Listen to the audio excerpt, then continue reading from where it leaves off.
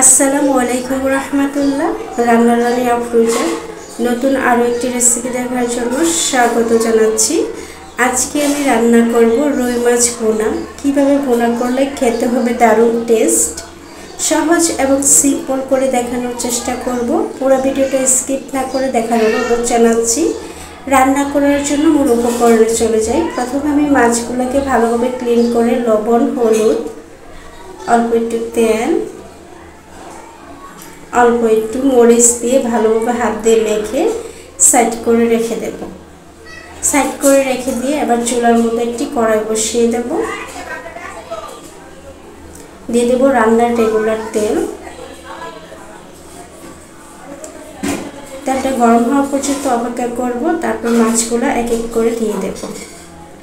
আমি ভয়েসটা দিনের বেলা করতেছি। দিনের বেলা চতুর্দিকে শব্দ আসে।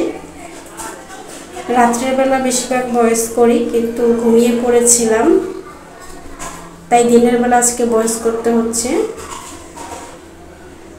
সব সময় আমার মাছ নিজে কেটে বড় বড় চাক করতে আমার ভালো লাগে, কারণ বড় মাছ বাজার থেকে কাটিয়ে আনলে অর্ধেক করে পিসগুলো কীরকম করে ফেলে আমার কাছে ভালো লাগে না। মাছটা আমি নিজের হাতে কাটতে পারছি এবং নিজে রান্না করতেছি, খুবই ভালো লাগতেছে। বেশিরভাগ সময় আমি নিজের হাতের রান্না নিজে খেতে পছন্দ করি। অন্য কারো হাতে রান্না খেলে রাঁধুনি হতে হবে অনেক এক্সপার্ট, পরিষ্কার পরিচ্ছন্ন, তাহলে আমি খেতে পছন্দ করি।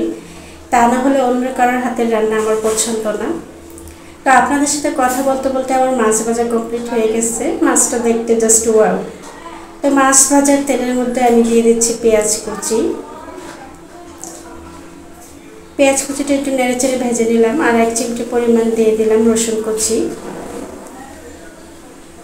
দিয়ে ভালোভাবে পেঁয়াজ এবং রসুন একসাথে লাল লাল করে ভেজে নেব। মাছ ভুনার ক্ষেত্রে অবশ্যই পেঁয়াজটা লাল লাল করে ভাজলে মাছ ভুনাটা খেতে অনেক টেস্ট হয়। তো ভাজা হয়ে গিয়েছে আমার। আমি দিয়ে দিলাম পানি। পানি দিয়ে আবার দিয়ে দিচ্ছি লবণ, 1 চা চামচ পরিমাণ হলুদের গুঁড়া, 1 চা চামচ পরিমাণ মরিচের গুঁড়া, আধা চামচ পরিমাণ ধনিয়ার গুঁড়া দিয়ে ভালোভাবে মিক্স করে আমি মশলাটাকে কষিয়ে নেব। আর সাথে দিয়ে দিলাম একটা টমেটো।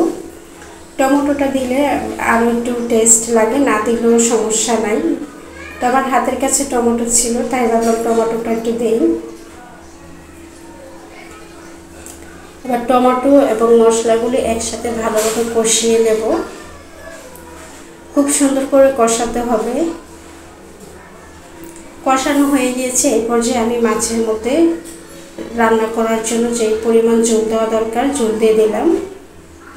ঝোল দিয়ে মাছগুলো দিয়ে দিচ্ছি। আর মাছের পেট ছিল একটু, ওটাও পাশে দিয়ে দিলাম মাছের সাথে।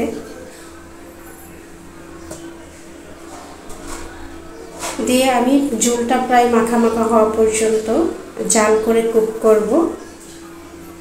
যারা আমার ভিডিওটা ফেসবুক পেজ থেকে দেখবেন তারা অবশ্যই লাইক কমেন্ট শেয়ার করবেন।